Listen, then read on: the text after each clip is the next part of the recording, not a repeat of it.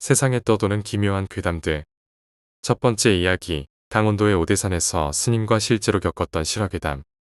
아주 오래전 이야기야.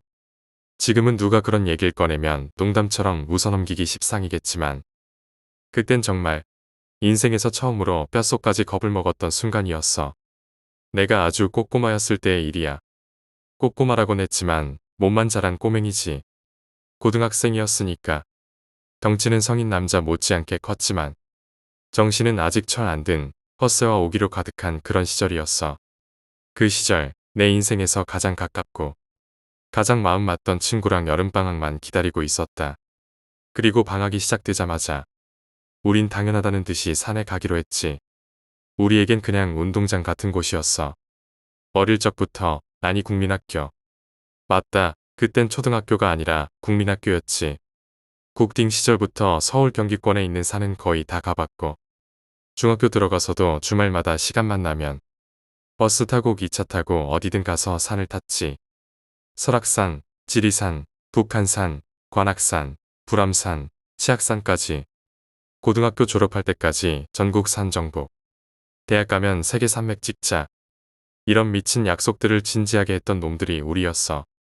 의기양양했고 의욕은 하늘을 찔렀고 누가 무슨 말을 하든 우린 그냥 우리 길만 걸었어. 한때는 산 좋아한다며 끼어들던 애들이 있었지만 우리가 산 한번 같이 타기만 하면 다음부터는 절대 같이 가자는 말 안 하더라. 쉬지를 않거든. 말 그대로 경보였어. 정상을 향해 뛰듯이 쉬지 않고 쭉쭉 오르니까 보통 체력으로는 따라오질 못했지. 등산화, 등산복 그런 건 우리 사전에 없었어. 당시 시중에서 파는 등산화는 딱 봐도 작업 하나 다름없었어. 무겁고 투박하고 등산화인지 공사장 신발인지 헷갈리는 것들이 대부분이었지. 그마저도 우린 살 돈도 없었어. 사치였다고 보면 돼. 우리에겐 낡은 배낭 하나면 충분했어. 그 배낭 안에 코펠, 침낭, 여벌옷, 양초, 성냥, 그리고 끼니 때워줄 라면이나 햇반, 통조림 같은 걸 한가득 넣고 다녔지. 신발은 단화, 밑창 다 다른 단화에다 그냥 입고 다니던 옷 입고 등산했어. 운동복이 아니라 그냥 일상복. 학교 갈 때 입던 청바지, 티셔츠 그대로. 요즘처럼 등산은 장비빨 같은 건 전혀 없었어.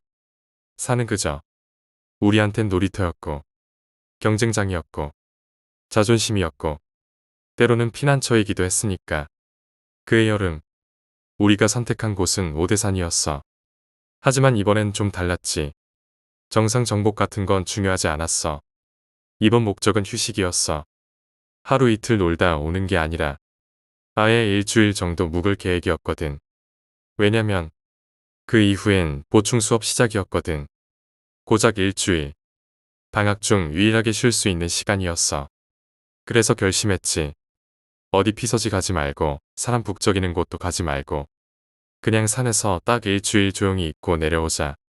그렇게 우린 출발했어. 버스를 타고 다시 갈아타고 또 한참 걸어 도착한 곳. 오대산 입구. 월정사 근처에서 좀 더 올라가면 사람들 잘 안 들어오는 조용한 개울가가 있었지. 그 개울 건너편. 지금 생각해보면 캠핑 명당이었어. 숲에 둘러싸여 있고 바닥도 평평하고 개울물은 시원하게 흐르고 지금 같았으면 인스타 캠핑 계정에 사진 100장은 올라왔을 자리지. 우리는 거기에 딱 텐트 하나 치고 짐 풀고 자리를 잡았어. 낮엔 개울에서 발 담그고 놀고 밤엔 코펠로 라면 끓이고 진로 한 병 까서 둘이 돌려가며 마셨지. 해가 지기 시작하니까 산 공기가 확 변하더라. 해는 평지보다 훨씬 빨리 져. 그리고 갑자기 온 세상이 정적에 휩싸이더라고. 그런데 그때 친구 녀석이 그러는 거야. 야, 저쪽 숲풀 건너편에서 사람 소리 안 들려?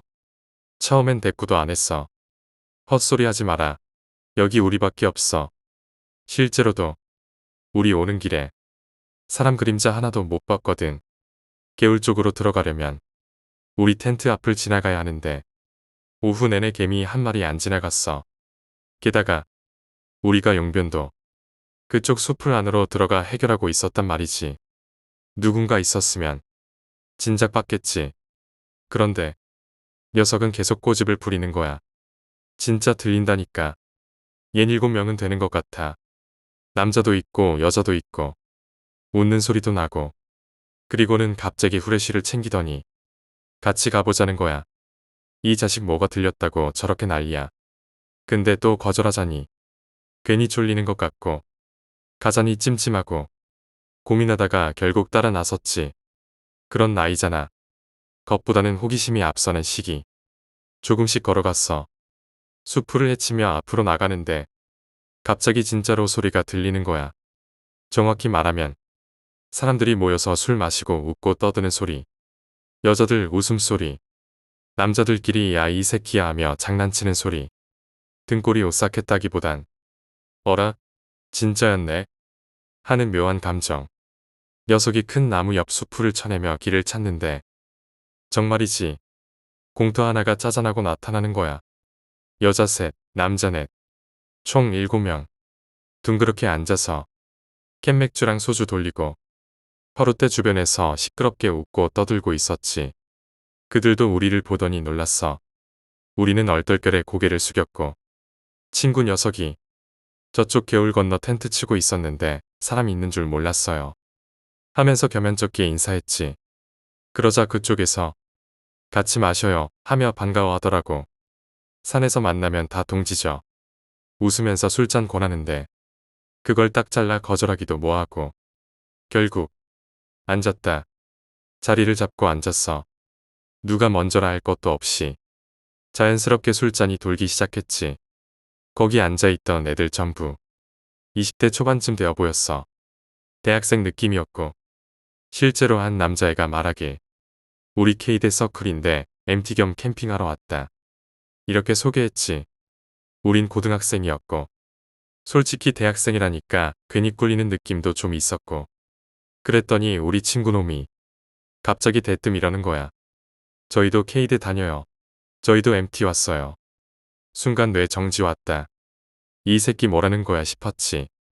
난 거짓말하는 거 진짜 싫어하거든. 근데 한편으로는 뭐 어때 또 볼 사람들도 아닌데 싶은 마음도 있었고 괜히 우리만 고등학생이라고 밝히기엔 그 자리가 너무 편해져 버린 것도 있었지. 그 여자 셋 중 한 명이 술 따라주며 웃는데 와 그때 기분 묘했다. 그냥 예쁜 정도가 아니라 뭔가 몽환적인 느낌. 그 웃음에 묘하게 끌렸어. 거기 앉아있던 다른 애들도 다들 너무 친절했고 우리에게도 편하게 대해줬고 술도 아낌없이 줬어. 우린 그 분위기에 완전 젖어버렸지. 어떤 주제든 다들 깔깔거리며 잘 웃고 서로 맞장구 치고 분위기는 딱 그 여름밤의 캠프파이어 같았어. 사실 우리도 술은 마실 만큼 마신 상태였는데 그들 술까지 받으니 점점 몸이 무거워지기 시작했지. 그때 친구놈이 나 화장실 좀 이라며 일어났어.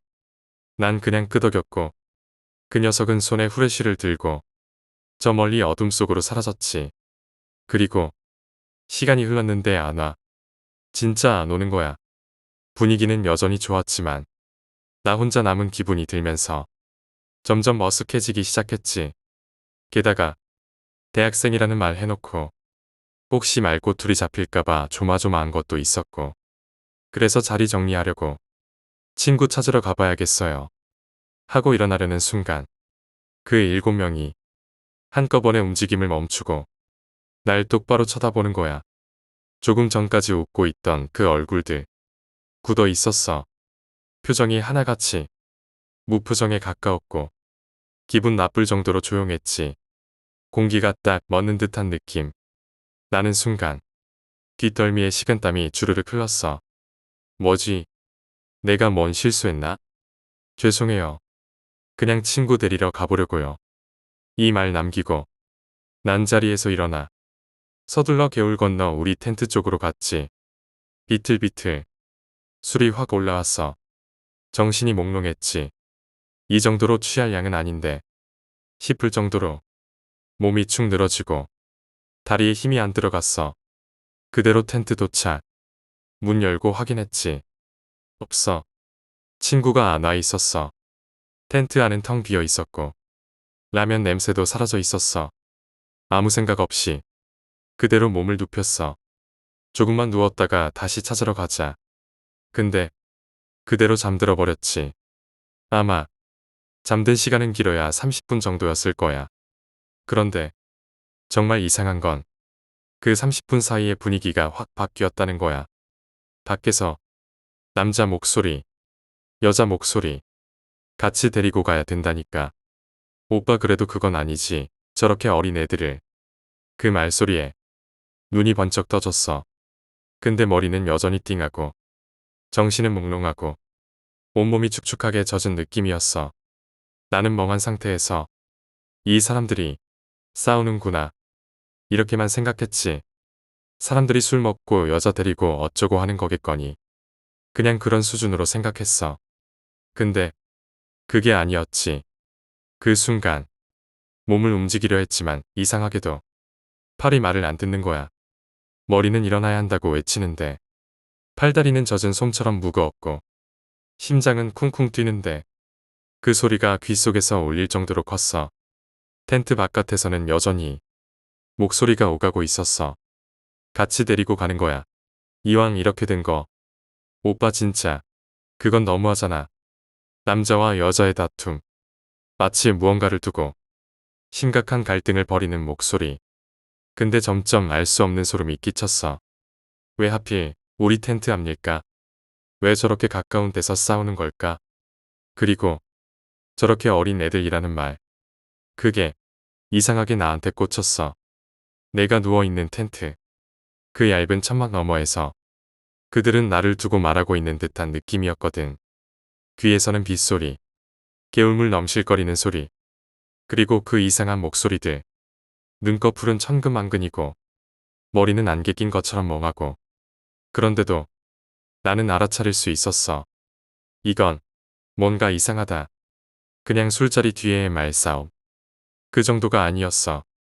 한참을 그렇게 잠인지 깨민지 모를 상태로 텐트 안에 누워있다가 문득 눈이 딱 떠졌어. 비가 본격적으로 퍼붓기 시작했거든. 순간 정신이 들었고 몸을 일으켜 밖으로 나갔지. 그리고 그 순간부터가 진짜였다. 밖은 완전 암흑이었어. 달빛도 사라졌고 후레쉬도 없었고 하늘은 구름이 뭉개져서 빛 한 점 없이 새까맸어. 말 그대로 한 치 앞도 안 보이는 어둠.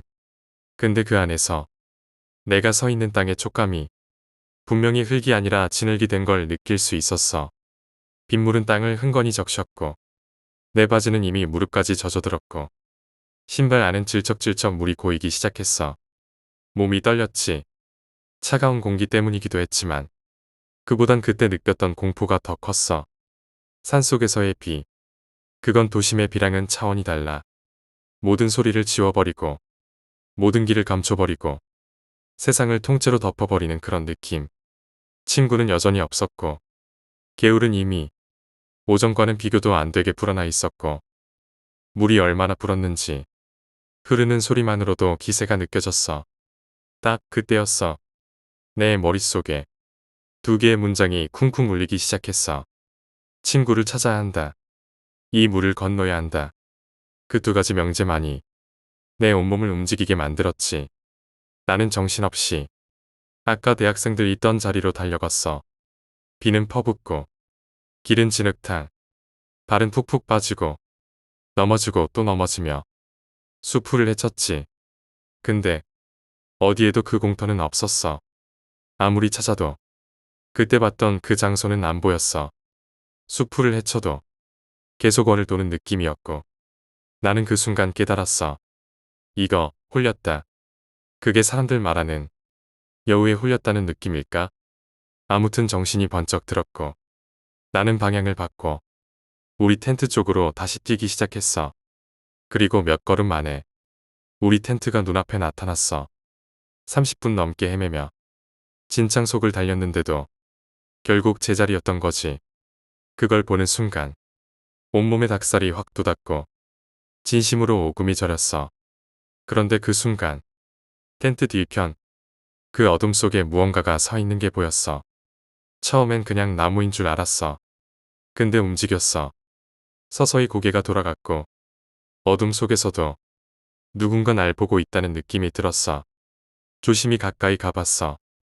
후레쉬는 없었지만 비 덕분에 하늘에서 반사된 미세한 빛이 그 형체를 희미하게 비추기 시작했지. 그리고 그게 내 친구였어. 그 녀석. 말없이 서 있었어. 빛도 없는 그 어둠 속에 몸은 흠뻑 젖은 채 아무 말 없이 그냥 서 있었다. 나는 헛웃음이 나올 뻔했어. 야, 너 미친 거 아냐? 지금 이 상황이 장난이냐고. 빨리 저 물 건너야 돼. 그런데 그 녀석 느릿하게 걸어오면서 이런 말을 하더라. 그렇게 조급해할 필요 없어. 목소리가 이상했어. 그 녀석이 맞긴 했는데 말투가 평소랑 달랐고 톤도 낮고 느릿했고 정말 묘하게 낯설었어. 그때 내가 느꼈어야 했는데 그건 내 친구가 아니었어. 묶어. 그래야 살아. 녀석이 천천히 내 쪽으로 걸어왔다. 기괴하게 느린 걸음. 어둠에 젖은 모습. 손끝엔 뭔가를 들고 있었어. 그것은 바로 새끼줄.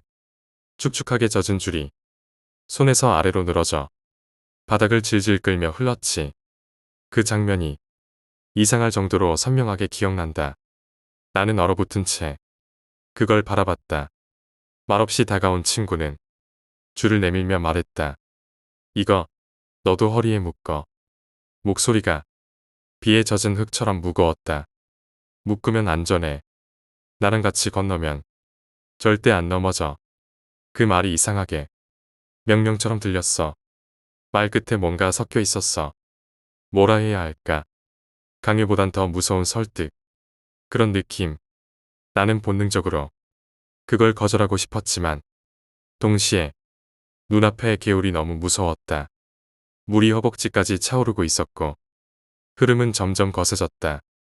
한 발만 잘못 디뎌도 휩쓸릴 것 같았지. 비는 점점 더 세졌고 바닥은 미끄럽고 온몸은 젖어서 무거웠다. 정신도 점점 흐려졌다. 그 와중에 친구가 한 번 더 말했다. 빨리 묶어. 이걸 안 하면 너 위험해. 나는 결국 줄을 허리에 둘렀다. 하지만 단단하게 묶지는 않았다. 고작 한 번만 묶었다. 언제든지 당기면 풀릴 수 있도록. 그게 무슨 의미였는지는 나도 몰랐다. 하지만 그땐 이상한 예감이 있었다. 그리고 묶고 나니 그 녀석이 말했다. 내가 앞장설게. 당연한 듯 개울 쪽으로 먼저 걸어가기 시작했다. 그때 따라 걷는 내 발은 나조차 낯설게 느껴졌다. 너무 무겁고 너무 둔했고 바닥은 발을 잡아당겼다. 개울로 들어서자 물이 순식간에 허벅지까지 차올랐다. 낮에는 발목 정도였던 물이 불과 몇 시간 만에 이 지경이었다. 나는 처음으로 산속 개울이 이렇게 무서울 수 있다는 걸 알았다. 비가 쏟아질 때 산은 숨을 죽인다. 소리도 사라지고 길도 사라진다. 우린 개울 한가운데를 향해 천천히 나아갔다. 뒤뚱거리며 앞서가던 녀석이 문득 멈췄다. 나는 당황했다. 왜 멈춰? 빨리 가자고. 그때 녀석이 고개를 돌렸다. 천천히, 정말 천천히, 비 속에서, 어둠 속에서 그 얼굴이 보이기 시작했다. 그리고 나는 그가 씩 웃고 있다는 걸 느꼈다. 형체가 뚜렷하진 않았지만 입꼬리가 올라간 느낌. 눈동자는 어두웠고 피부는 물에 젖은 종이처럼 창백했고 그리고 무엇보다 그 미소는 인간의 것이 아니었다. 나는 몸이 얼어붙은 채 뒤에서 그 얼굴을 쳐다봤다. 그 순간 그가 스르륵 물속으로 사라지기 시작했다. 천천히 그러나 확실하게 그와 함께 내 몸도 딸려 들어갔다. 허리에 묶은 새끼줄 때문이었다. 나는 본능적으로 소리쳤다. 몸을 버둥거리며 허리에 매듭을 풀었다. 그게 다행이었다. 꽃겹으로 묶은 그 매듭은 순식간에 풀려나갔고 그 녀석은 물속으로 완전히 사라졌다. 나는 정신없이 개울 밖으로 뛰쳐나왔다. 무릎까지 차오른 물을 헤치며 발버둥쳤고 넘어지고 다시 일어났고 또 넘어졌다. 그렇게 겨우겨우 반대편으로 도착했지. 그리고 나는 비명을 질렀다. 그건 진심이었다. 태어나서 처음으로 내 목소리를 찢어가며 울부짖었다. 그 학생들, 내가 좀 아는 학생들인데요. 정신이 끊긴 순간이 언제였는지 정확히 기억은 안 나. 눈앞이 하얘졌고 다리가 풀렸고 아무도 없는 숲속에서 마지막 남은 비명을 지르고 나선 그냥 모든 게 꺼져버렸지. 그리고 다시 눈을 떴을 땐 공기가 달랐어. 비는 그쳤고 사방이 고요했고 내 볼에 닿는 햇살이 서늘하게 느껴졌어. 몸을 일으켰을 때 먼저 눈에 들어온 건 노란 법복을 입은 스님 한 분. 그 옆에는 믿기 힘들게도 내 친구가 앉아 있었어.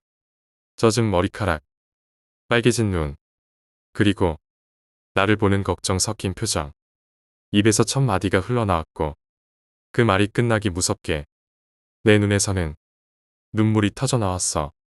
그리고 그건 눈물이 아니라 울음이었다. 진짜 울음. 흐느낌도 아니고 감정 억제된 눈물도 아니고 온몸이 떨릴 정도로 통곡을 했어. 왜 그랬는지 모르겠어. 살아서 다행이라서, 친구가 살아있어서, 너무 무서워서, 그냥 그 모든 감정이 복합적으로 터진 거지. 스님은 조용히 내 어깨를 다독였고 친구는 내 손을 꼭 붙잡았어. 정신이 어느 정도 돌아오고 나서 나는 벌떡 일어나 친구한테 버럭 소리쳤다.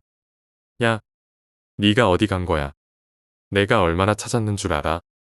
미친놈아, 진짜. 그 녀석도 그제서야 울컥하더라. 내가 뭔 소리야? 난 너랑 술 먹다가 화장실 다녀온 거라고. 나는 멍해졌다. 너랑 술 먹다가 갑자기 급해서 월정사 화장실 좀 다녀온다고 말했잖아. 근데 너 그냥 멍하니 있더라. 나는 내가 들은 줄 알았지. 그럼 넌 거기 있던 대학생들이랑 같이 술 마신 기억도 없다는 거야? 대학생, 거기엔 우리 둘밖에 없었어. 내가 갑자기 싸늘해졌다. 미쳤나?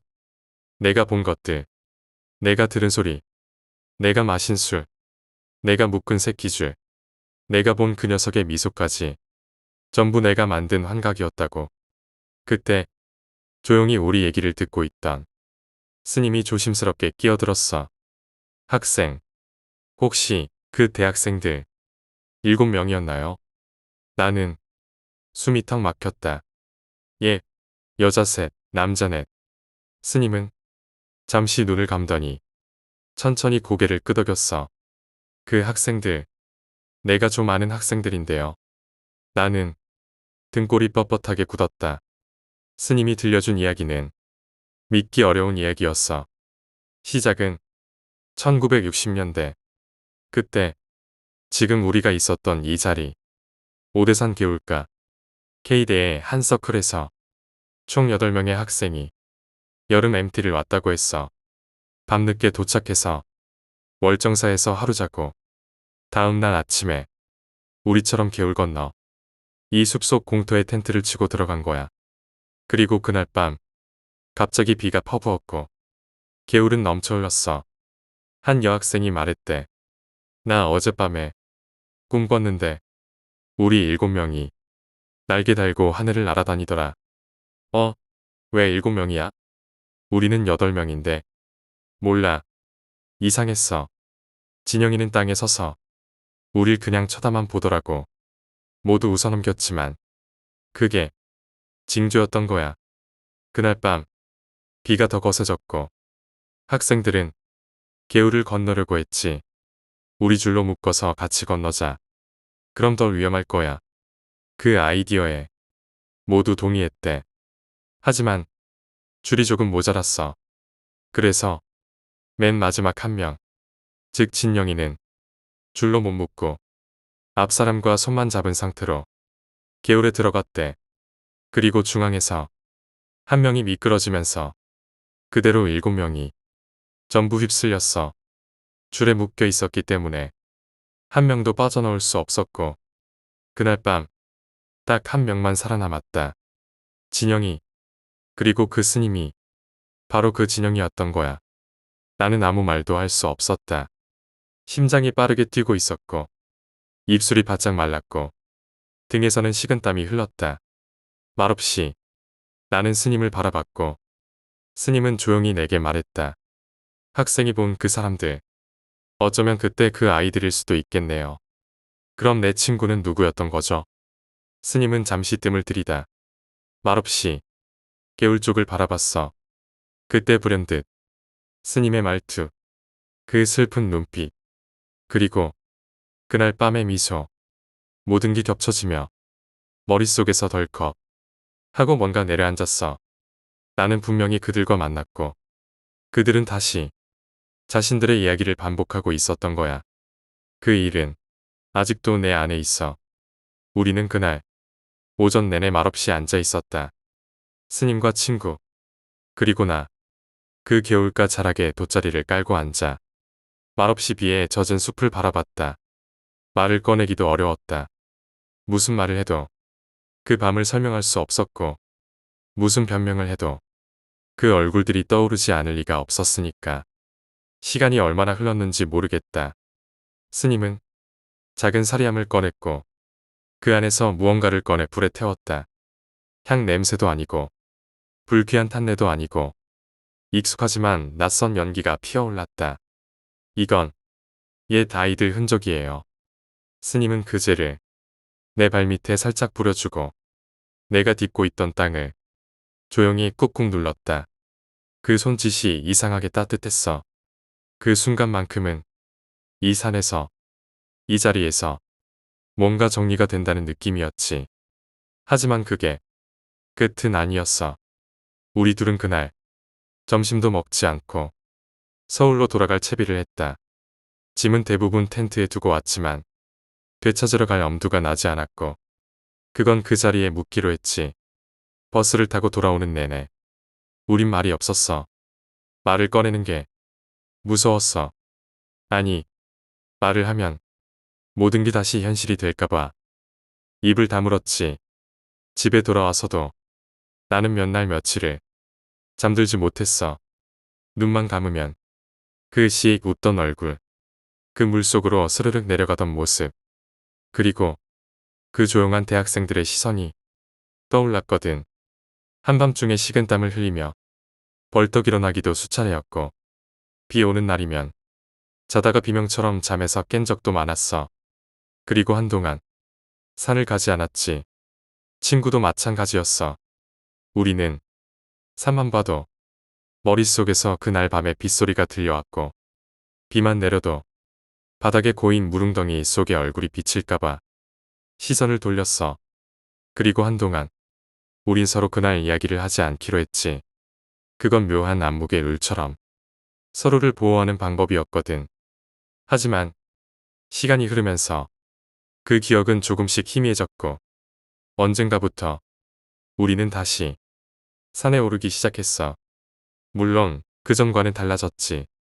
무턱대고 오르지 않았고 장비 하나하나 꼼꼼히 챙겼고 항상 서로의 얼굴을 자주 확인하며 천천히 조심히 걸었지. 그리고 결정적으로 밤이 되기 전에 반드시 산을 벗어났다.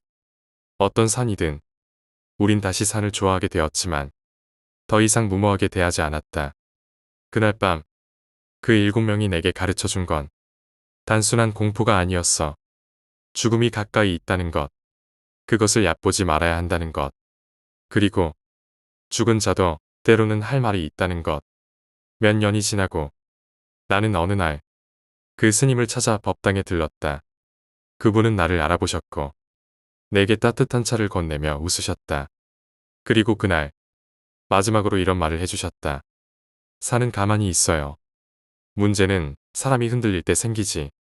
그날 그 아이들은 산이 무서워서 죽은 게 아니에요.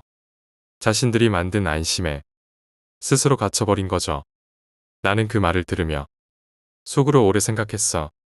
나는 지금 어디에 갇혀 살고 있나? 그 경험은 내 안에 뚜렷한 흉터로 남아있지만 어느 순간부터는 그 흉터가 나를 바르게 걷게 하는 지침이 되었어.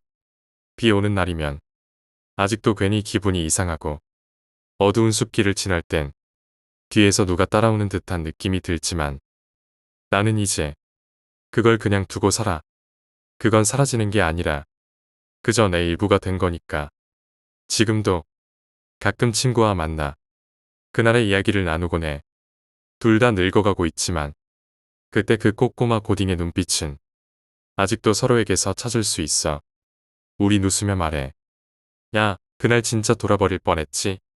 그래도 살아서 다행이지. 그리고 둘이 동시에 작게 그리고 진심으로 말해. 정말 다행이야. 이상. 이게 내가 겪은 아주 오래전 이야기야. 그날 이후 난 조금 더 조심스럽게 살게 되었고 조금 더 겸손하게 살아가고 있어. 그리고 무엇보다 사람이든 산이든 가볍게 대해선 안 된다는 걸 배웠어. 그건 평생 잊지 않을 거야. 두 번째 이야기, 지리산의 괴담. 지리산. 그 이름은 한국을 대표하는 산 중 하나로 알려져 있지만 단순히 높은 산이나 경치 좋은 곳이라는 말만으로는 다 담아낼 수 없는 무언가가 있다. 지리산은 이상하니 많지 이야기를 품고 있는 산이다. 이야기라 해도 그냥 해악이나 민담 수준의 것이 아니다. 전해 내려오는 전설 속에는 실종, 실종자, 무속신앙, 알 수 없는 존재, 그리고 종종 소리에 대한 기록이 따라붙는다. 사람의 것이 아니지만 어딘가 사람을 닮은 소리, 도움을 요청하는 것 같기도 하고 사람을 유인하려는 것 같기도 한 정체불명의 목소리. 내가 겪은 이야기도 그 목소리로부터 시작되었다. 그 여름은 유난히 무더웠다. 대학방학이 막 시작되던 때였고 오랜만에 숨통을 트이고 싶던 우리 5명은 지리산 등반을 계획했다. 모두가 등산을 좋아했다. 단지 정상에 오르는 성취감 때문만은 아니었다. 산속의 조용함, 공기, 고요한 침묵 속에 흐르는 위태로움 같은 걸 우리는 알게 모르게 즐겼다. 나는, 그리고 내 친구들도 그 산이 단지 자연만으로 설명되지 않는다는 걸 어렴풋이 알고 있었다. 출발 하루 전 우리는 마치 수학여행이라도 가는 것처럼 들떠 있었다.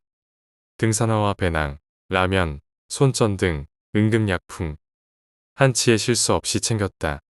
그날 밤 우리는 각자의 가족들에게 일정을 전하고 지리산 근처의 날씨를 확인하며 민수의 입을 통해 들은 이야기를 조심스럽게 꺼냈다.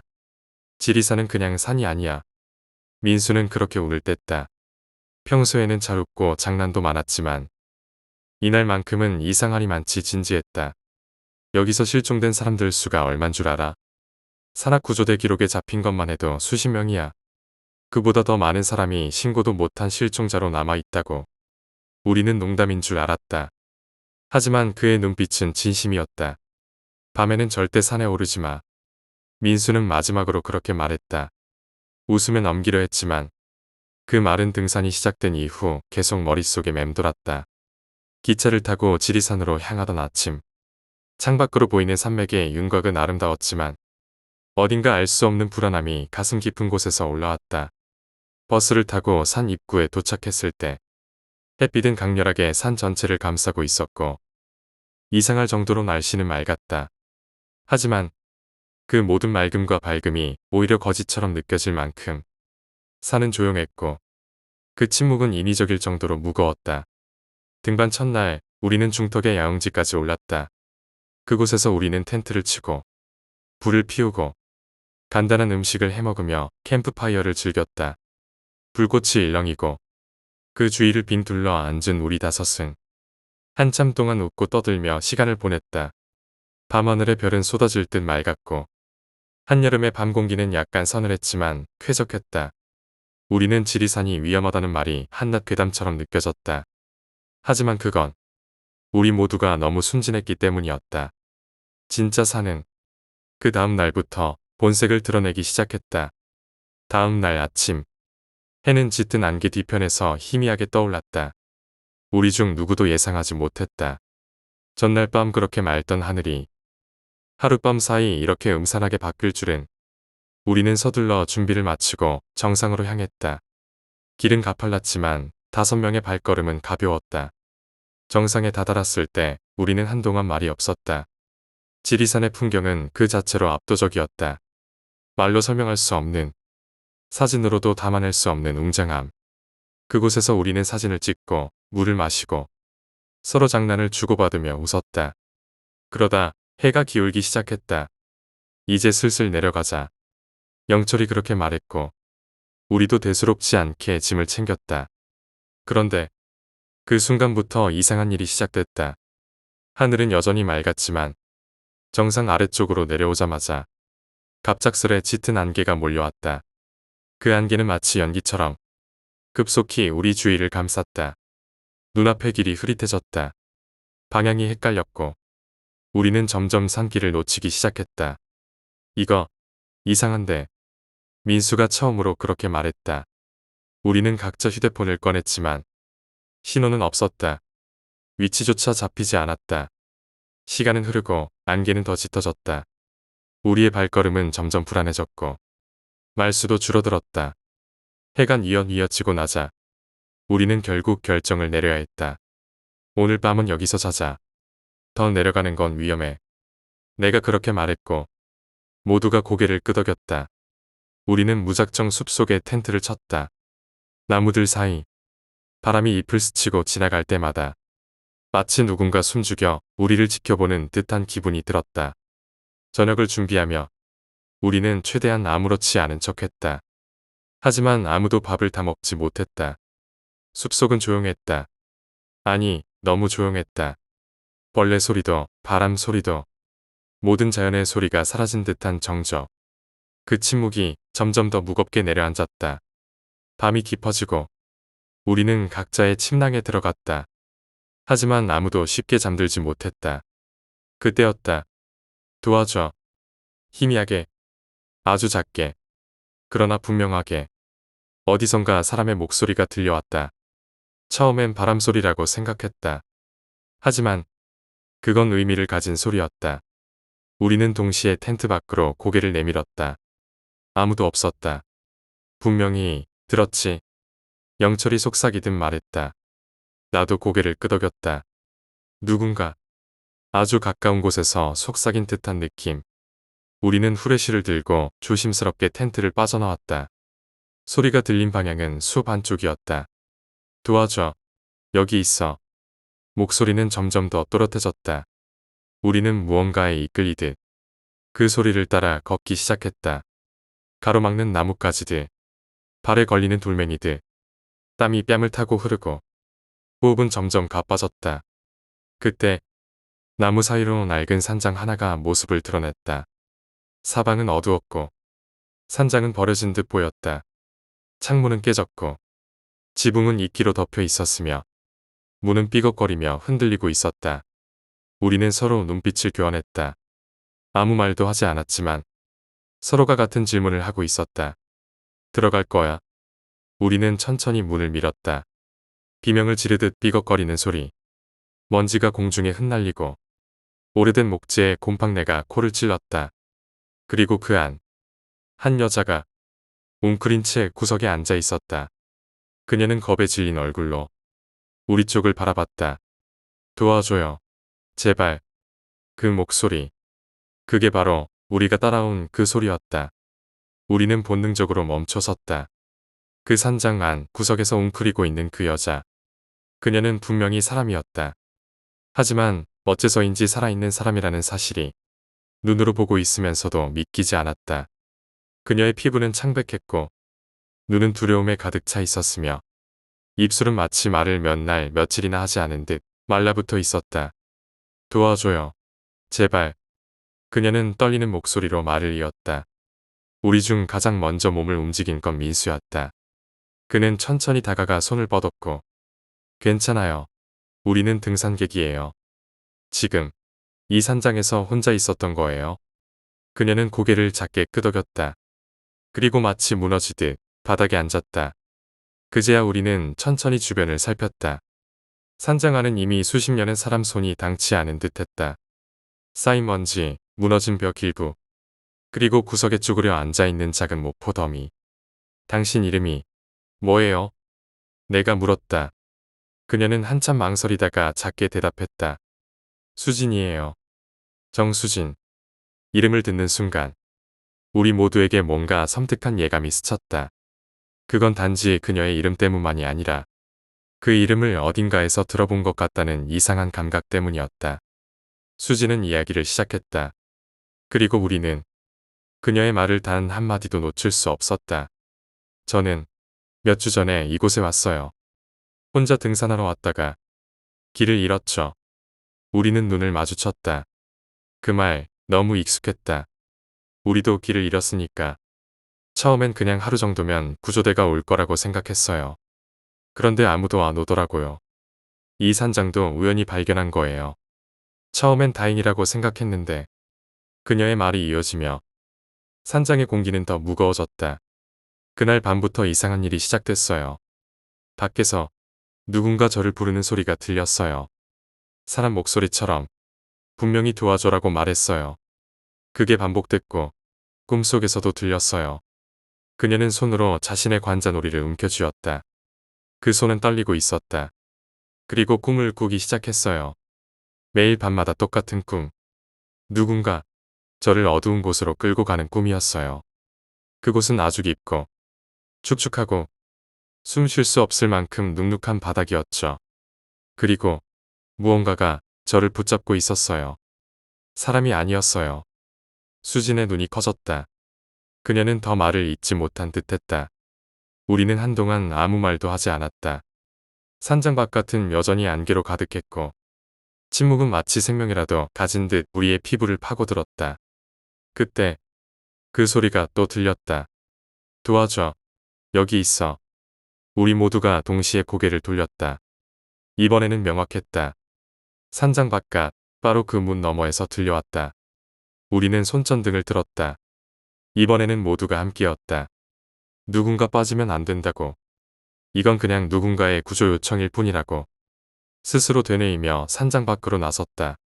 숲은 더 깊었다. 길 아닌 길.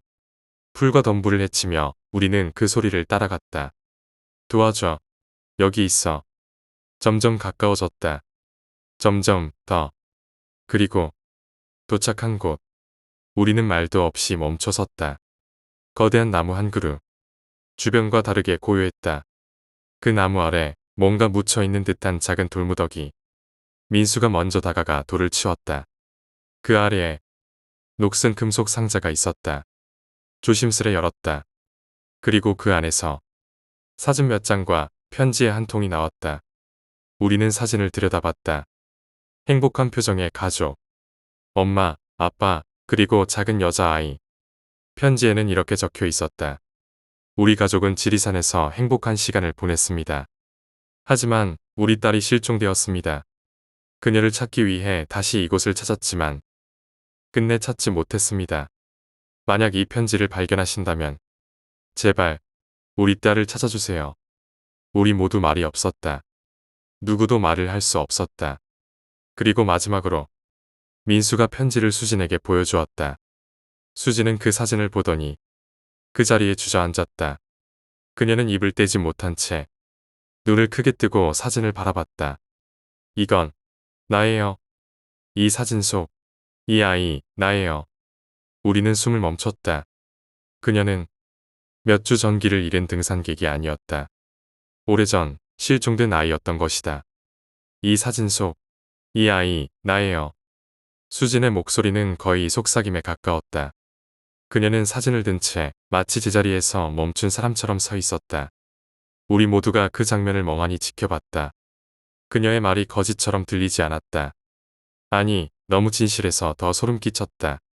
몇 주 전에 실종된 사람이 아니라 몇 년 전 아니, 십수년 전 지리산에서 사라진 아이. 우리 앞에 서 있는 이 존재는 더 이상 살아있는 사람이라고 확신할 수 없었다. 기억이 나요. 엄마랑 아빠랑 같이 이 산에 왔었어요. 우리는 항상 함께 산을 오르곤 했어요. 근데 어느 날 갑자기 길을 잃었고 그녀는 말을 멈췄다. 눈동자가 미세하게 흔들렸고 표정이 흐려졌다. 그 뒤로는 아무것도 기억나지 않아요. 시간이 흐른 건지 멈춘 건지도 모르겠고 아무리 울어도 소리를 질러도 아무도 오지 않았어요. 매일 밤 그 산장 안에서 꿈을 꿨어요. 깊은 어둠 속으로 끌려가는 꿈. 어디론가 끌려가서 돌아오지 못하는 꿈. 그녀는 사진을 가슴에 꼭 안았다. 그리고 조용히 눈을 감았다. 하지만 오늘 여러분이 와줬어요. 그게 전부예요. 그녀의 목소리는 조금씩 희미해졌다. 우리는 그 순간 설명할 수 없는 걸 보았다. 수진의 몸이 투명해지고 있었다. 손끝부터 팔, 어깨, 머리. 마치 안개가 되어 사라지듯 그녀의 존재가 흩어지고 있었다. 그녀는 마지막으로 미소를 지었다. 그건 진심이었다. 공포도 슬픔도 없는 고요하고 따뜻한 이별의 미소였다. 고마워요. 정말 고마워요. 그녀의 마지막 말은 공기 속으로 녹아들었고 우리는 그 자리에 남겨진 사진과 편지만을 아는 채 오래도록 움직이지 못했다. 그날 새벽 안개는 언제 그랬냐는 듯 걷혔다. 지리산의 숲길이 다시 드러났고 우리는 그 길을 따라 조용히 내려왔다. 그 어떤 말도 없이 우리 다섯은 그저 묵묵히 걷기만 했다. 며칠 뒤 우리는 수진의 가족을 찾기 위해 편지 속 단서를 가지고 알아보기 시작했다. 수진이라는 이름, 실종 사건, 지리산. 그 모든 걸 대조하자 수진의 부모님을 찾는데 오래 걸리지 않았다. 도시 외곽의 조용한 주택. 문을 열어준 중년의 부부는 우리가 보여준 사진과 편지를 보자마자 그 자리에 무너져 내렸다. 우리, 수진이, 그 말 한마디에 그들은 목 놓아 울었다. 수년 동안 실종자 수색을 하며 지리산을 수없이 오르내렸던 부모. 하지만 끝내 딸을 찾지 못하고 시간이 해결해주겠지라며 울음을 삼켜온 사람들. 그들은 우리가 보여준 사진 속 수진을 알아봤다. 그리고 편지를 꼭 끌어안고 한참 동안 아무 말도 하지 않았다. 정말, 정말로 감사합니다. 이제라도 우리 아이가 평안할 수 있겠네요. 그날 이후 우리 중 누구도 지리산을 다시 찾지 않았다. 어떤 약속이 있었던 것도 아니다. 하지만 서로의 눈을 보면 그 목소리가 떠오르기 때문이었다. 우리는 이제 안다. 산이라는 건 단지의 흙과 나무로 이루어진 공간이 아니라는 것을. 그 속에는 시간이 멈춘 이야기들이 그리고 여전히 끝나지 못한 슬픔이 숨쉬고 있다는 것을. 지리산은 아직도 그 자리에 있다. 사람들은 여전히 그 산을 오르고 그 풍경을 사랑한다.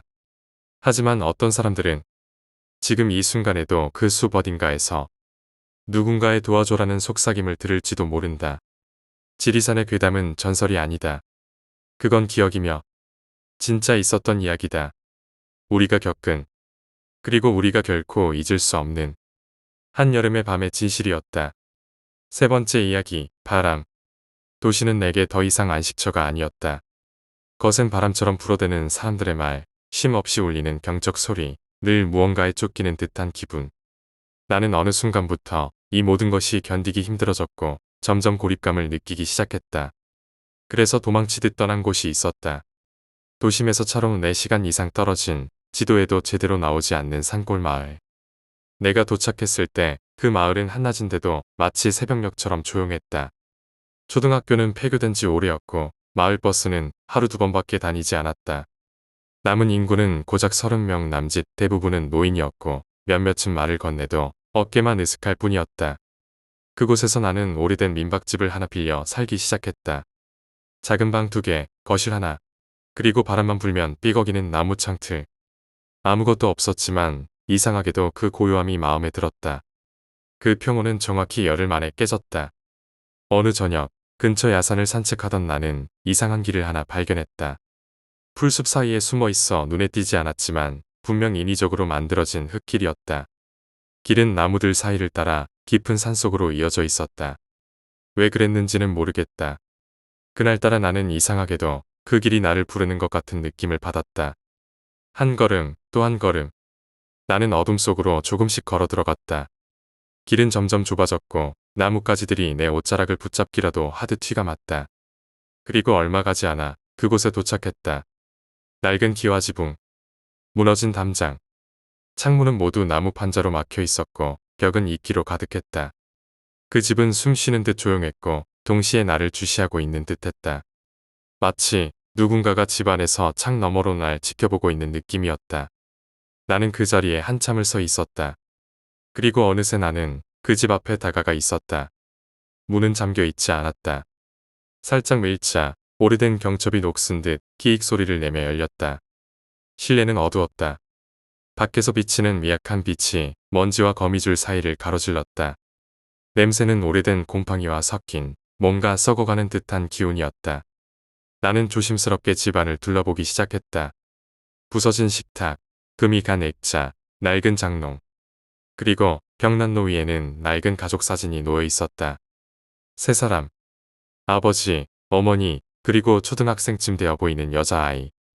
하지만 이상한 점이 있었다. 사진 속 여자아이의 눈이 모두 지워져 있었다.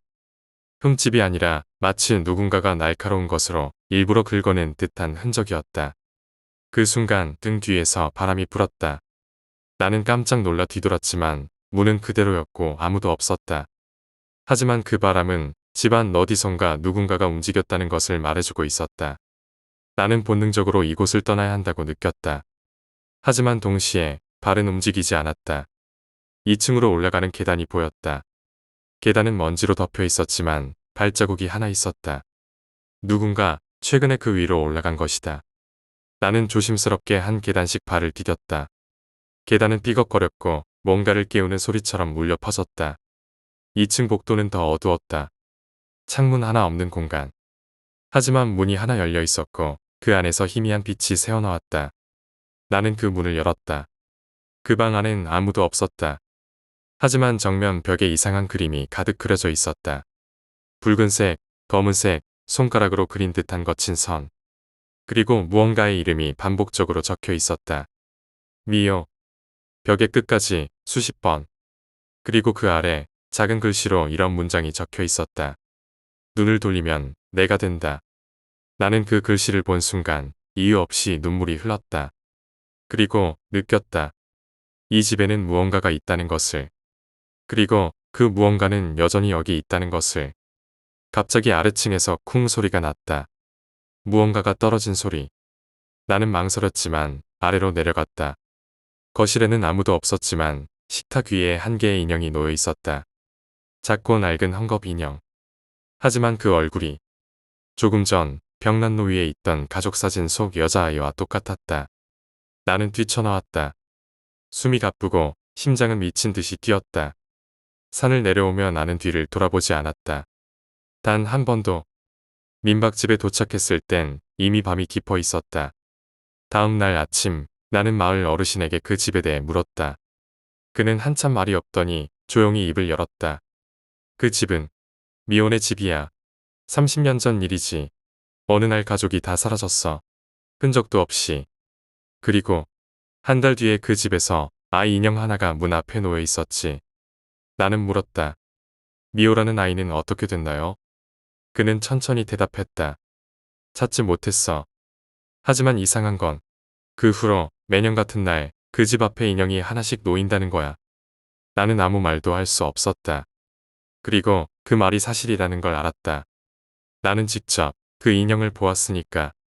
며칠 후 나는 그 마을을 떠났다.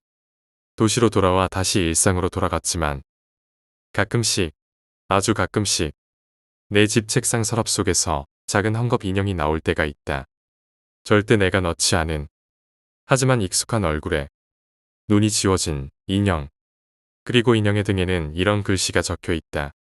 눈을 돌리면 내가 된다. 네 번째 이야기, 여울 아래서 들리는 소리. 7월의 끝자락이었다. 여름방학이라는 단어가 이제는 낯설게만 느껴질 나이. 28. 회사생활 5년차. 어깨는 굳었고 잠은 얕았고 언제부턴가 나는 내가 진짜 좋아했던 것들이 뭐였는지도 까먹고 살고 있었다. 그때 뜬금없이 고등학교 시절 친구들에게서 단체 카톡이 왔다. 올여름 어디 좀 갈래? 그냥 텐트 하나 치고 조용히 쉬다 오자. 나 포함 넷. 도현, 철수, 민기. 한때는 주말마다 어딜 그렇게 돌아다녔는지. 산이든 바다든 계곡이든 발자국을 찍지 않은 데가 없었다. 특히 도현이는 리더 기질이 있어서 장소도 준비물도 다 알아서 처리해주는 애였다. 이번에도 마찬가지였다. 출발 전날 도현이가 이렇게 말했다. 지도에 없는 계곡인데 진짜 좋아.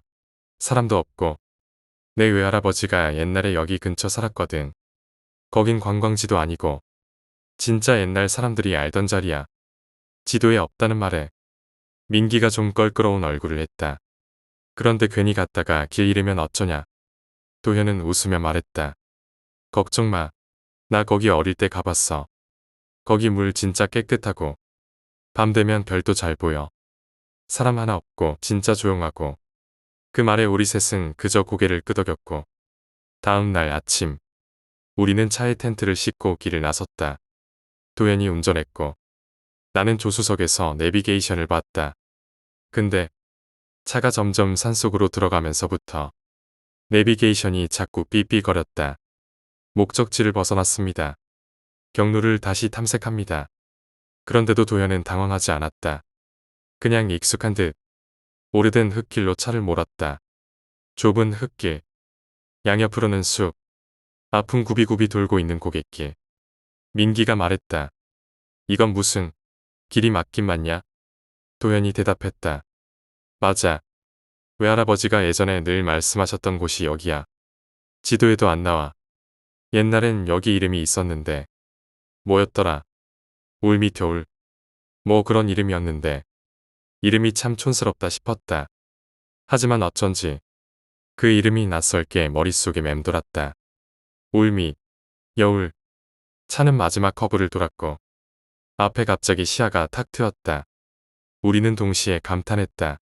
그곳엔 진짜 계곡이 있었다. 맑은 물, 돌돌 흐르는 여울, 바닥까지 훤히 들여다보이는 투명한 흐름. 주변은 소나무와 낙엽송이 울창했고 햇빛이 숲 사이로 쏟아지듯 내리쬐었다. 도현은 만족한 듯 웃으며 말했다. 봐라, 내가 괜히 데리고 왔겠냐. 우리는 차에서 내렸다. 공기부터 달랐다.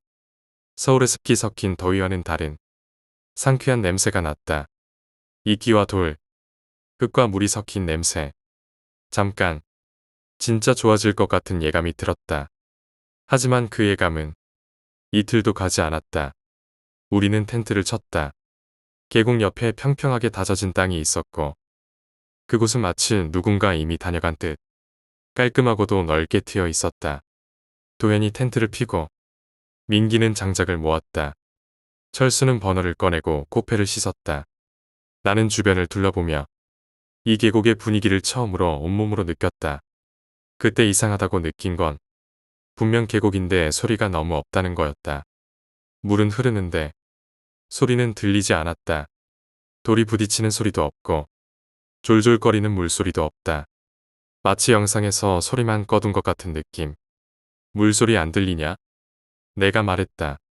아니, 안 들린다는 말이야. 철수가 대답했다.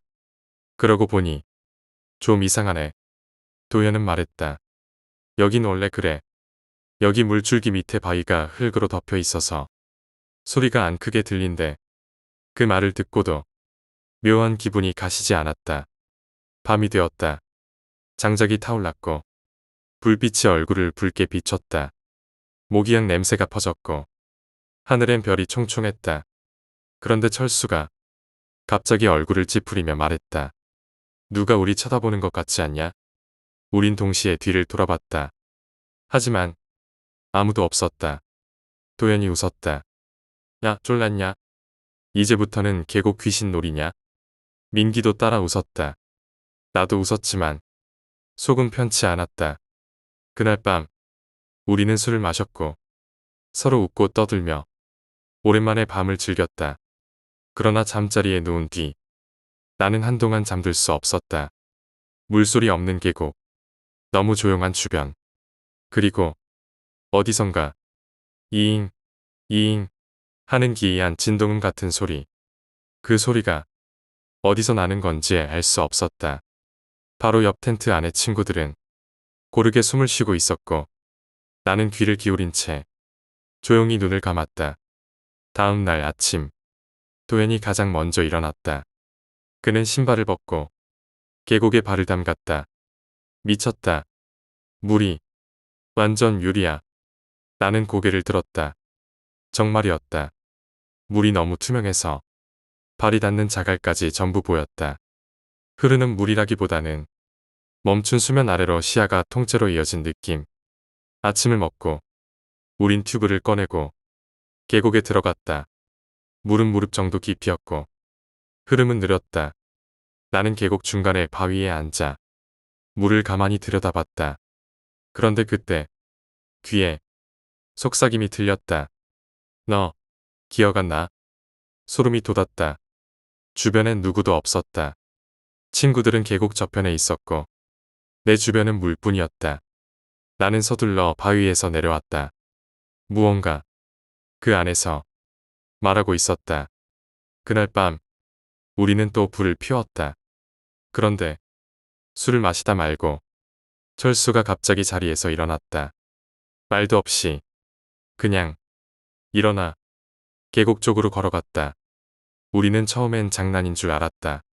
그런데 그는 계곡 끝에 서서 한참을 움직이지 않았다. 그리고 그가 발을 물속에 담갔다. 나는 다급히 달려가 그를 불렀다. 야, 철수. 야, 뭔 짓이야. 그는 돌아보지 않았다. 그저 멍하니 물속을 들여다보고 있었다. 누가 불렀어. 그가 말했다. 아래에서 계속 부르고 있어. 나는 등골이 얼어붙었다.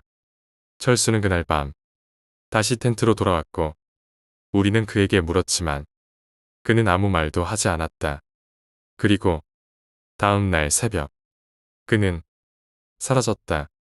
신발은 그대로 자고 있던 자리엔 흔적만 짐도 그대로였다. 우린 계곡 근처를 샅샅이 뒤졌지만 그 어떤 발자국도 없었다. 그런데 계곡 물가에 이상하게 물 위에 조그만 발자국 같은 것이 찍혀 있었다. 물 위에 흔적은 금세 사라졌다. 도현은 경찰에 신고하자고 했고 민기는 일단 이 계곡을 나가자고 했다. 우리는 차에 올라 돌아가려 했지만 길이 바뀌어 있었다. 우리가 분명 왔던 길이 더 이상 존재하지 않았다. 내비게이션은 신호 없음을 반복했고 지도 앱은 회색지대만 보여줬다. 우린 갇혀 있었다. 그날 밤 계곡에서 목소리가 들려왔다. 철수야, 철수야, 거기 있지. 민기가 벌떡 일어났다. 그는 눈을 부릅뜨고 계곡 쪽으로 걸어갔다. 나는 그를 붙잡았다. 그는 나를 밀쳐냈다. 철수가 불러 내 이름 부른다고. 우리는 다시 텐트 안으로 그를 끌어왔다. 그러나 그날 이후 민기는 변해갔다. 민기는 이상해졌다. 말수가 줄었고 눈빛이 흐려졌다. 음식도 먹지 않고 계곡 옆에만 앉아 있었다. 말을 걸면 한참 후에 대답했다. 그런데 어느 날 그가 말했다. 너 진짜 기억 못해? 나는 물었다. 뭘? 민기는 내 눈을 바라봤다. 그 눈은 민기의 눈이 아니었다. 너 옛날에 여기서 빠졌던 애 기억 안 나? 뭐?